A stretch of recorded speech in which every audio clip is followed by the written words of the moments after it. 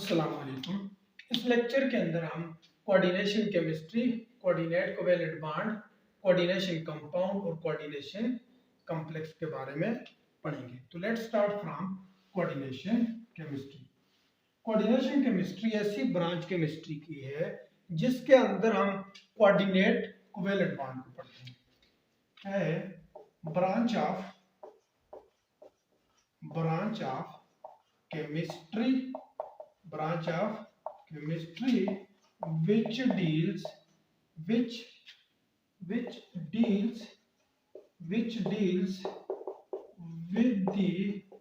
with the study of coordinate covalent bond is called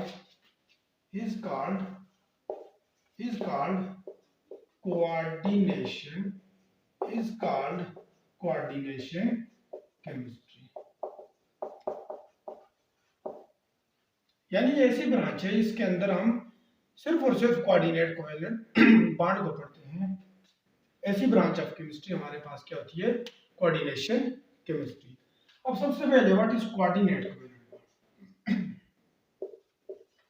coordinate covalent bond, coordinate covalent bond को समझने से पहले थोड़ा सा कोवेलेंट बॉन्ड को समझते हैं।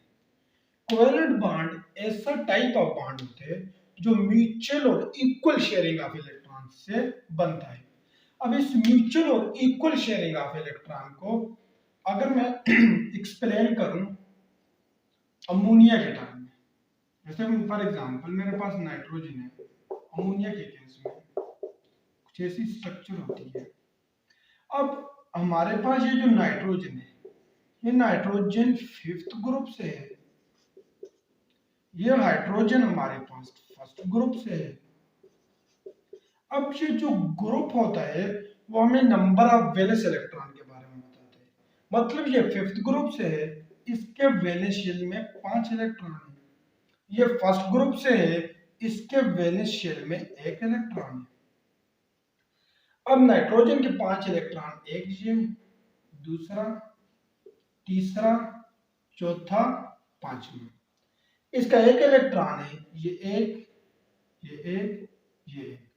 कोवेलेंट बॉन्ड क्योंकि म्यूचुअल है, ये दोनों मिलेंगे, मतलब म्यूचुअली मिल रहे हैं, इक्वली मिल रहे हैं, 1 electron equal, mutual and equal. तो ये बॉन्ड हमारे पास कौन सा बॉन्ड है? Covalent bond. इसी तरह ये भी, एक ये दे रहा है, एक वो दे रहा है, ये भी म्यूचुअल है और इक्वल है, ये भी हमारे पास कोवेलेंट बॉन्ड है। इसी तरह ये भी एक म्यूचुअली मिलेंगे और इक्वली मिलेंगे। तो यहाँ पर जो 3 बॉन्ड बने हैं, ये तीनों बॉन्ड को हम बोलेंगे कोवेलेंट बॉन्ड, मतलब म्यूचुअली भी हो रहे हैं, इक्वली भी हो रहे हैं। इसी तरह हमने कुछ कोवेलेंट बॉन्ड के अंदर देखा कि सिर्फ एक ही एटम अपना पेयर ऑफ इलेक्ट्रॉन किसी दूसरे को डोनेट करता है, तो उससे हमारे पास जो बॉन्ड बन के आता है उसको हम कोऑर्डिनेट कोवेलेंट बॉन्ड बोलते हैं। जैसे मेरे पास ये नाइट्रोजन है, इसने 3 बॉन्ड बना दिए हैं, इसके बाद भी इसके पास एक पेयर ऑफ इलेक्ट्रॉन मौजूद है, तो इसको हम एक और नाम भी देते हैं, इलेक्ट्रॉन रिच स्पीशीज। क्योंकि बॉन्डिंग के बाद भी इसके पास इलेक्ट्रॉन बच रहे, तो इसको बोलते हैं electron rich species.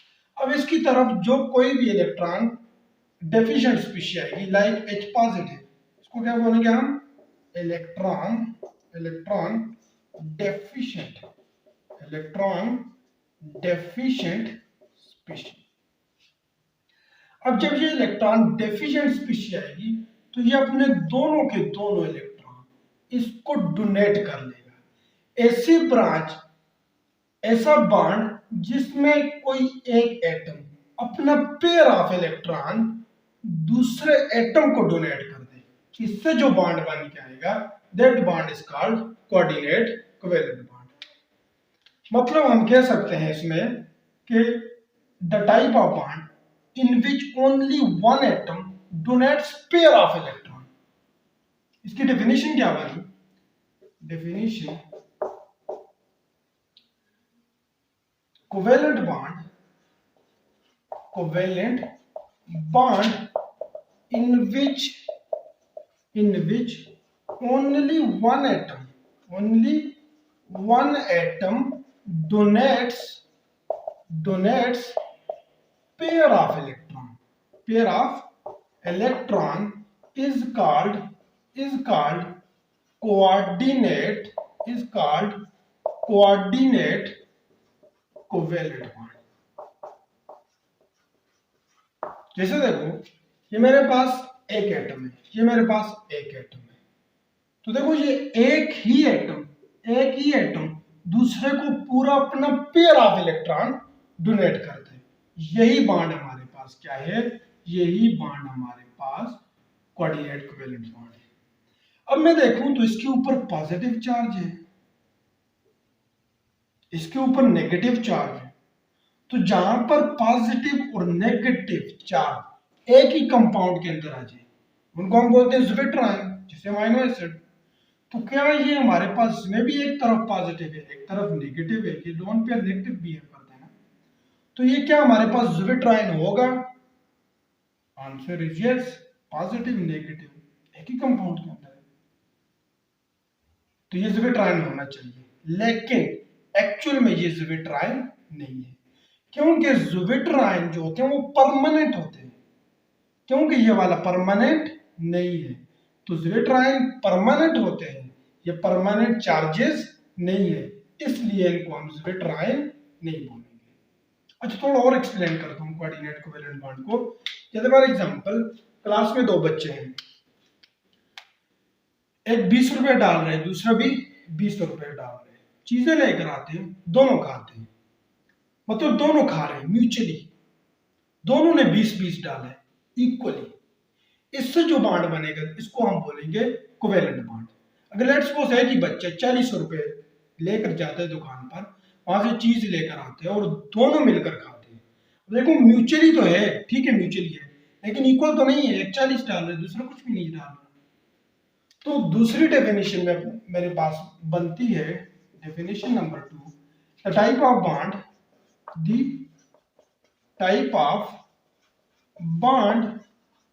which is formed by mutual and unequal sharing of electron is called coordinate covalent bond.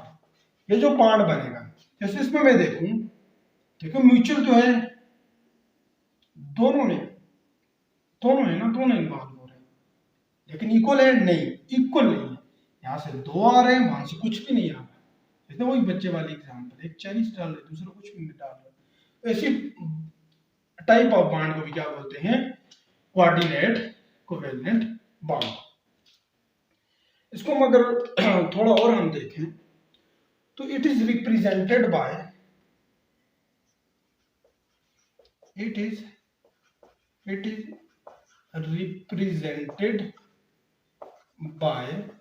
Double headed single arrow which is directed from electron rich species towards electron deficient species।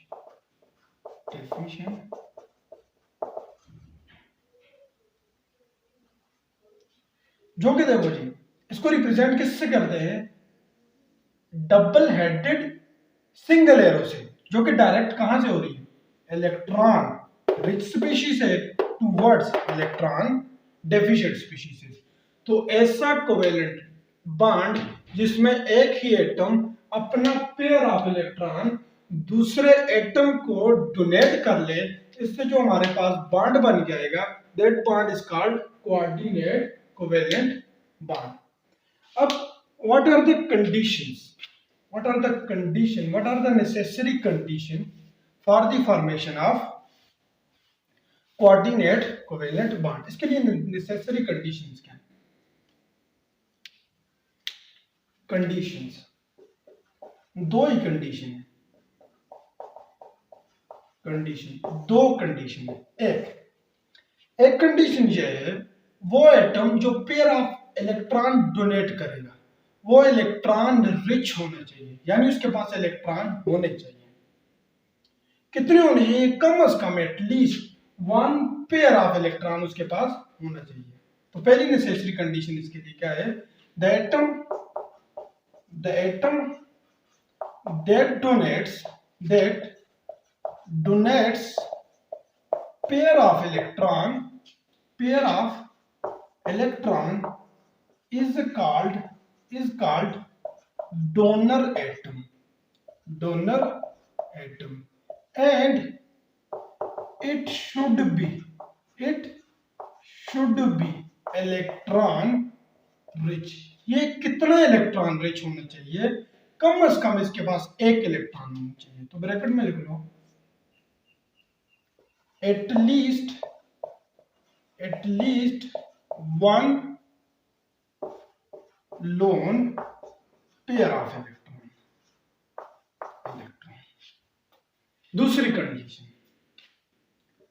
दूसरी हमारे पास condition है कि जो ऐसा atom जो अपनी तरफ accept करेगा उसको कहेंगे एक्सेप्टर। जिससे हमारे पास यहां पर हाइड्रोजन है तो क्या बोलेंगे? एक्सेप्टर बोलेंगे, इसे डोनर बोलेंगे, नाइट्रोजन इसे डोनर बोलेंगे। तो ऐसा एटम जो इलेक्ट्रॉन अपनी तरफ एक्सेप्ट करेगा उसको बोलेंगे एक्सेप्टर एटम, और वो शुड बी इलेक्ट्रॉन डेफिशिएंट होना चाहिए। The atom that accept pair of electron is called acceptor atom, and it should be electron deficient। अब कितना डेफिशिएंट होना चाहिए? At least one short pair of electron. वो कितना डेफिशिएंट होना चाहिए? कम से कम उसके पास एक लोन पेयर ऑफ इलेक्ट्रॉन कम होना चाहिए। तो these are the condition for the formation of coordinate covalent bond. पहली कंडीशन क्या है कि ऐसा एटम जो डोनेट करेगा पेयर ऑफ इलेक्ट्रॉन, देखो ये पेयर ऑफ इलेक्ट्रॉन डोनेट कर रहा है, उसको हम बोलेंगे डोनर एटम, और ये शुड बी इलेक्ट्रॉन रिच होना चाहिए। तो बांधने के बाद भी दो इलेक्ट्रॉन है ना, एक ये तो ये इलेक्ट्रॉन रिच होना चाहिए। कितना रिच होना चाहिए? कम से कम एक लोन पेयर होना चाहिए, उसको हम रिच मान के जाएंगे। तो ऐसे एटम जो एक्सेप्ट करेगा पेयर ऑफ इलेक्ट्रॉन, ये पेयर ऑफ इलेक्ट्रॉन एक्सेप्ट कर रहे हैं, उसको हम एक्सेप्टर एटम बोलेंगे। वो जरूरी है कि वो डेफिशिएंट होना चाहिए। कितना डेफिशिएंट होना चाहिए? कम से कम उसका एक लोन पेयर ऑफ इलेक्ट्रॉन उसके पास कमी होनी चाहिए। तो ये हमारे पास क्या था जी? Electron deficient atom. तो हमने सबसे पहले कोऑर्डिनेट कोवेलेंट बॉन्ड को पढ़ा। सबसे पहले इसकी दो डेफिनेशन की, उसके बाद इसकी रिप्रेजेंटेशन की, इसको इससे रिप्रेजेंट किया जाता है, उसके बाद इसकी दो कंडीशन भी पढ़ ली। अब हम इसके बाद पढ़ेंगे कि व्हाट इज कोऑर्डिनेशन कंपाउंड। ये कोऑर्डिनेशन कंपाउंड क्या होता है? कोऑर्डिनेशन कंपाउंड क्या होता है? What is coordination compound? Coordination compound, हमारे पास ये कोऑर्डिनेशन कंपाउंड क्या होता है? अच्छा बच्चों, हम देखते हैं ये जो इलेक्ट्रॉन रिच स्पीशीज है और इलेक्ट्रॉन डेफिशिएंट स्पीशीज है, ये जब दोनों मिलते हैं, ये इलेक्ट्रॉन रिच स्पीशीज, ये इलेक्ट्रॉन डेफिशिएंट स्पीशीज, ये जब मिलते हैं तो इनके मिलने से हमारे पास कोऑर्डिनेट कोवेलेंट बॉन्ड बनता है। इस कोऑर्डिनेट कोवेलेंट बॉन्ड के बनने के बाद जो हमें कंपाउंड मिलेगा उसको हम कोऑर्डिनेशन कंपाउंड बोलेंगे। तो इसकी डेफिनेशन क्या है? combination of electron rich species and electron deficient species. Combination of electron rich species and electron deficient species will forms, ये क्या बनाएंगे? will forms coordinate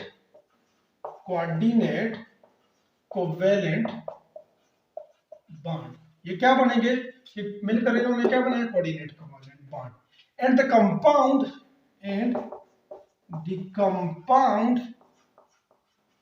which is formed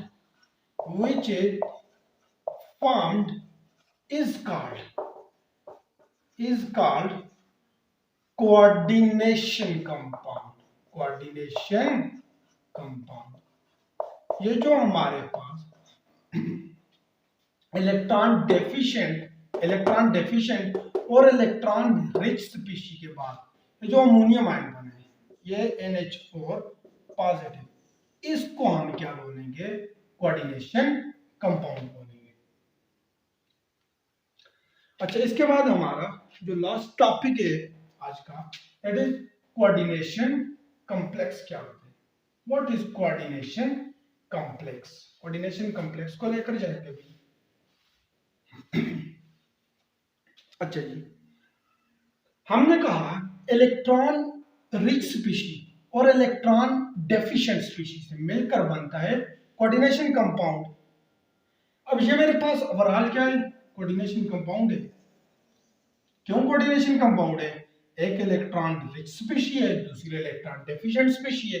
हमने यही डेफिनेशन की है कि जो डेफिशिएंट और रिच स्पीशीज से मिलकर बनता है वो हमारे पास कोऑर्डिनेशन कंपाउंड बनता है। अगर इस कोऑर्डिनेशन कंपाउंड के अंदर, अगर मैं इस कोऑर्डिनेशन कंपाउंड के अंदर इलेक्ट्रॉन का डेफिशिएंट जो एटम है, इलेक्ट्रॉन का जो डेफिशिएंट एटम है, उसको मैं रिप्लेस कर दूं किसी भी ट्रांजिशन मेटल एलिमेंट से, तो उसके बाद जो हमारे पास कंपाउंड बन के आएगा, उस कंपाउंड को हम बोलेंगे कोऑर्डिनेशन कॉम्प्लेक्स। Coordination complex. तो व्हाट इज कोऑर्डिनेशन कॉम्प्लेक्स? फिर से सुन लो कि ये जो ओवरऑल हमारे पास क्या है? कोऑर्डिनेशन कंपाउंड है। क्यों है? कि इलेक्ट्रॉन रिच स्पीशीज और इलेक्ट्रॉन डेफिशिएंट से मिलकर बने। अगर मैं कोऑर्डिनेशन कंपाउंड के अंदर इलेक्ट्रॉन डेफिशिएंट एटम को रिप्लेस कर लूं किसी भी ट्रांजिशन मेटल से, उसके बाद जो कंपाउंड आएगा उसको क्या बोलेंगे? Coordination complex. पहले इसकी डेफिनेशन लिख लो, फिर आखिर में कोबाल्ट और अमोनिया की एग्जांपल लेकर समझाऊंगा। if electron deficient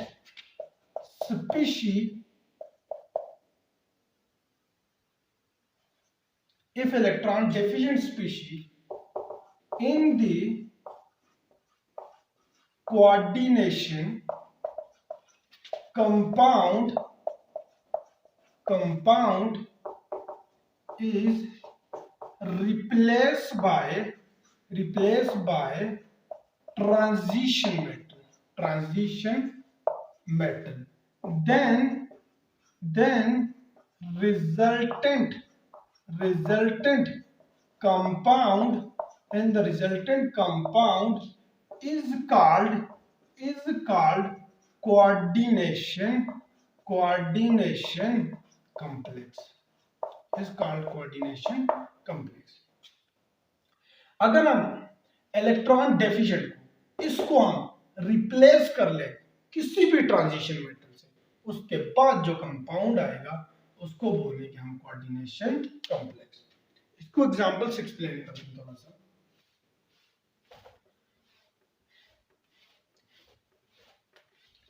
जैसे फॉर एग्जांपल मेरे पास है कोबाल्ट +3 स्टेट में है, इसके बाद बच्चों 6 अमोनिया आए और इससे जो मिलकर बना हमारे पास CONH3 होल 6 into +3, ये हमारे पास बन गया। तो इसको हम क्या बोलेंगे, इसको हम बोलेंगे कोऑर्डिनेशन कॉम्प्लेक्स। ये जो हमारे पास बन गए, क्यों? क्योंकि हमने इलेक्ट्रॉन डेफिशिएंट स्पीशीज को ट्रांजिशन मेटल से क्या कर दिया, replace. Cobalt is a transition metal, तो इसको क्या बोलेंगे। अब मेरा सवाल ये है कि ये +3 क्यों आया, ये +3 कहां से आया? एक्चुअल में यहां पर कोबाल्ट पर +3 है, 6 अमोनिया पर 6 नेगेटिव है। 6 अमोनिया पर कितने नेगेटिव है? 6 नेगेटिव, हर एक के पास एक एक लोन पेयर है। ये जब एक अपना नेगेटिव आयन इसके साथ जब कोऑर्डिनेशन कॉम्प्लेक्स बनाएगा तो शेयर करेगा एक, उस वक्त यहां पर +2 आ जाएगा। जब दूसरा शेयर करेगा +1 और कम हो जाएगा। जब तीसरा शेयर करेगा तो ये न्यूट्रल हो जाएगा। उसके बाद जो ये नाइट्रोजन है, जब इसके साथ कोऑर्डिनेट कोवेलेंट बॉन्ड बनाएगा, एक पॉजिटिव आ जाएगा, दूसरा बनाएगा +2 आ जाएगा, तीसरा बनाएगा +3 आ जाएगा। तो इसके सफेयर के ऊपर जो ये +3 चार्ज है, ये बेसिकली नाइट्रोजन से है। थोड़ा इसको और एक्सप्लेन करता हूँ। फॉर एग्जांपल कोबाल्ट मेरे पास, कोबाल्ट का एटॉमिक नंबर 27 होता है। इसकी मैं इलेक्ट्रॉनिक कॉन्फ़िगरेशन लिखूं 1s2 2s2 2p6 3s2 3p6 4s2 3d7 4p0 2 4 10 12 18 20 27 0। अच्छा, आउटर इलेक्ट्रॉनिक कॉन्फ़िगरेशन में लिखूं तो मैं लिख सकता हूं 4s, डी वाले की लिखूं मैं तो लिख सकता हूं 1 2 3 4 5 4d। इसी तरह p को मैं लिखूं, ये मेरे पास क्या है 4p। अब मैं इलेक्ट्रॉनों की डिस्ट्रीब्यूशन करूं, 4s में 2 है, बच्चों पहले एक एक आएगा, पहले सब में एक एक आएगा, 1 2 3 4 5 2 रहते हैं, ये आ जाएगा ये ऐसे।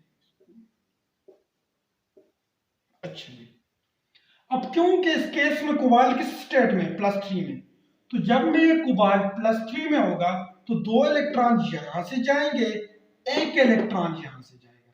तो न्यू इलेक्ट्रॉनिक कॉन्फ़िगरेशन क्या बनेगी, जब कोबाल्ट +3 में जाएगा, यानी 2 इलेक्ट्रॉन 4s वाले चले गए,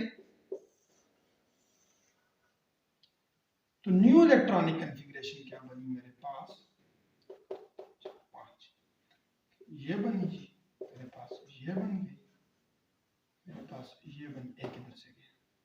अब बच्चों जहां पर मैं वैलेंस बॉन्ड थ्योरी पढ़ाऊंगा उसमें मैं एक चीज पढ़ाऊंगा कि under the influence of strong ligand, ammonia is a strong ligand, बाकी सारा पढ़ाऊंगा जब वैलेंस बॉन्ड थ्योरी आएगी। तो वैलेंस बॉन्ड थ्योरी कहती है under the influence of strong ligand the electron can be forced to pair up। अगर आपके पास ligand strong होगा, ammonia is a very strong ligand, तो इलेक्ट्रॉन क्या हो जाते हैं, पेयर अप हो जाते हैं against Hund's rule. Hund's rule तो कहता है ना एक एक रखो, पहले एक एक रखो फिर पेयर अप करो, लेकिन वीबीटी का एक पोस्टुलेट है कि under the influence of strong ligand the electron can be forced to pair up against Hund's rule of maximum multiplicity. तो जब ये पेयर होंगी तो देखो, ये जब स्ट्रॉन्ग लिगेंड आएगा तो ये यहां से यहां पर शेयर हो जाएगा, तो न्यू क्या बनेगी, ये वाला इलेक्ट्रॉन यहां पर पेयर हो जाएगा। बाकी जिसको नहीं समझ आई गुड, पीपीटी में समझ लेंगे, ये इधर आ गया पेयर हो गया। अब बच्चों मैं देखूं तो मेरे पास 6 ऑर्बिटल वेक्टर है, 1 2 3 4 5 6। मैं 6 वैकेंट ऑर्बिटल को ऐसे बना सकता हूं, या 1 2 3 4 5 6, इनको मैं ऐसे बना सकता हूं आपने अपने पास लिख लेना है। इन 6 को मैं इससे बना सकता हूँ 1 2 3 4 5 6। अच्छा जी, कोबाल्ट +3 में है तो एक अमोनिया आया, ये ऐसे होते हैं, कोऑर्डिनेट कोवेलेंट बॉन्ड ऐसे बनेगा, तो इसका +3 चार्ज से +2 हो जाएगा, क्योंकि एक नेगेटिव एक पॉजिटिव को क्या कर लेगा, न्यूट्रलाइज कर लेगा। दूसरा अमोनिया आएगा इसी तरह सिमिलर केस में, इसके पास भी लोन पेयर है, ये यहाँ पर कोऑर्डिनेट कोवेलेंट बॉन्ड बनेगा, तो इसका जो +3 था यहाँ तक आकर +2 हो गया, यहाँ पर +1 रह जाएगा, एक नेगेटिव एक और पॉजिटिव को न्यूट्रलाइज कर लेगा। तीसरा मेरे पास अमोनिया आएगा तो वो यहाँ पर +1 रह गया है, तो +1 को भी न्यूट्रलाइज कर लेगा। अब कोबाल्ट के ऊपर चार्ज बिल्कुल खत्म हो गया, कोबाल्ट के ऊपर चार्ज बिल्कुल खत्म, 0 हो गया। अब मेरे पास जब चौथा आएगा अमोनिया, चौथा अमोनिया आएगा, तो बच्चों ये इसके साथ शेयरिंग करेगा, तो जिस तरह मैंने कोऑर्डिनेट कोवेलेंट बॉन्ड में बताया था कि इसके ऊपर पॉजिटिव आ जाएगा, एक पॉजिटिव। अब बच्चों जब पांचवा अमोनिया आएगा तो ये इसी तरह शेयर करेगा, तो यहाँ पर एक ये भी पॉजिटिव आ जाएगा। छठा अमोनिया आएगा तो ये भी इसी तरह आएगा, यहाँ पर पॉजिटिव 1 2 3, तो ये वाला +3 ऐसा है।